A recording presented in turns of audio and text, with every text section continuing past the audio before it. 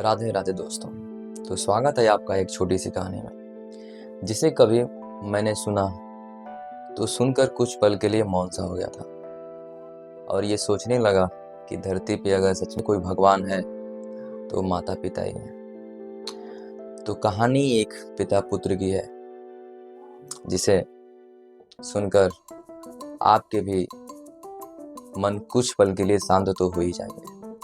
तो स्वागत है आपका हमारे एक प्यारे से YouTube चैनल द उड़ान टॉक्स में। एक पिता अपने पुत्र को बहुत ही स्नेह से पाला, उसे पढ़ाया लिखाया, उसके ख्वाहिशों का ख्याल रखा, अच्छे संस्कार दिए, अच्छे से पाला ताकि वो बुढ़ापे में उसका सहारा बन सके, उसका ख्याल रख सके।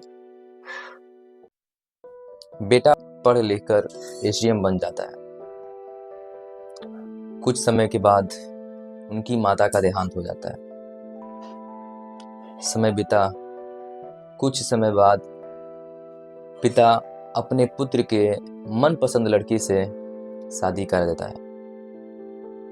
शादी होने के बाद खुशियां बढ़ जाती हैं। कुछ समय बाद एक नन्हा सा प्यारा सा बच्चा होता है, खुशियां और बढ़ जाती हैं। परिवार खिलता फलता रहता है और चलता रहता है। समय दर समय बीतता है। एसडीएम साहब की पत्नी को उनके पिताजी से दिक्कत होने लगती है और घर में आए दिन कलेश करती रहती हैं। पिता की शिकायत एसडीएम साहब से करती रहती हैं। पिताजी भी परेशान रहते हैं बहू के इस बर्ताव से, पर कर भी क्या सकते हैं, सब समाज देखना पड़ता है। एक दिन एसडीएम साहब की पत्नी एसडीएम साहब से रात में कहती हैं, पिताजी को वृद्धाश्रम छुड़वा देते हैं।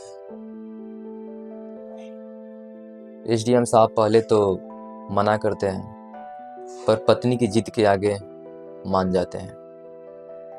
ये बात जब उनके पिताजी को पता चलती है, उनके प्यारे से नन्हे से नाती से, तो सुनकर कुछ पल के लिए बहुत दुखी होते हैं, पर करे भी तो क्या करें। अगले दिन जब एसडीएम साहब शाम को घर आते हैं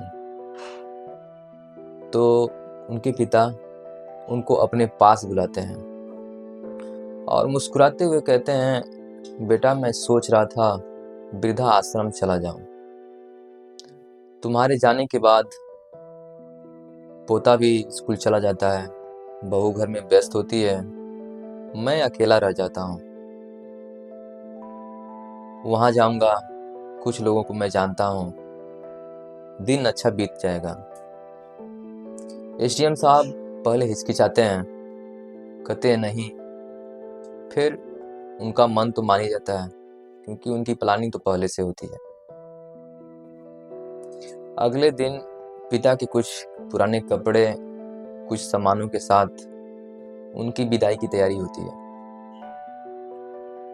नन्हा सा बच्चा देखकर रोने लगता है। बहुरानी साहिबा बच्चे को उठाकर अंदर चली जाती हैं। एसडीएम साहब दुखी मन से पिताजी को गाड़ी में बिठाते हैं और छोड़ने जाते हैं। आश्रम पहुंचने के बाद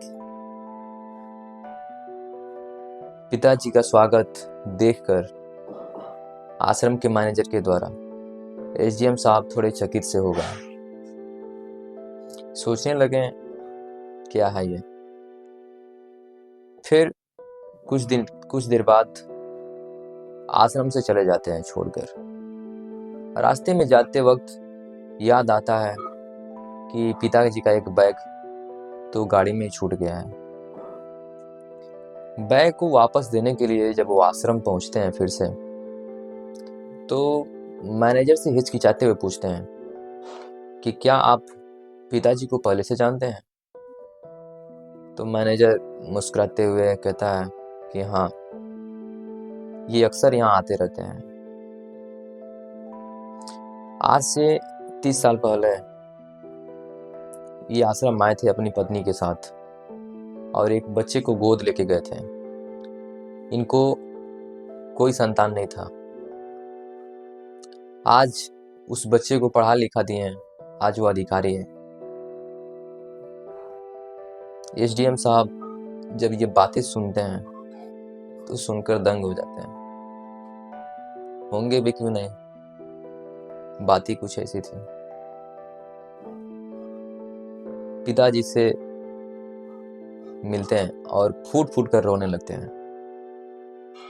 गलती का पछतावा होता है कि क्या हम क्या कर दिए।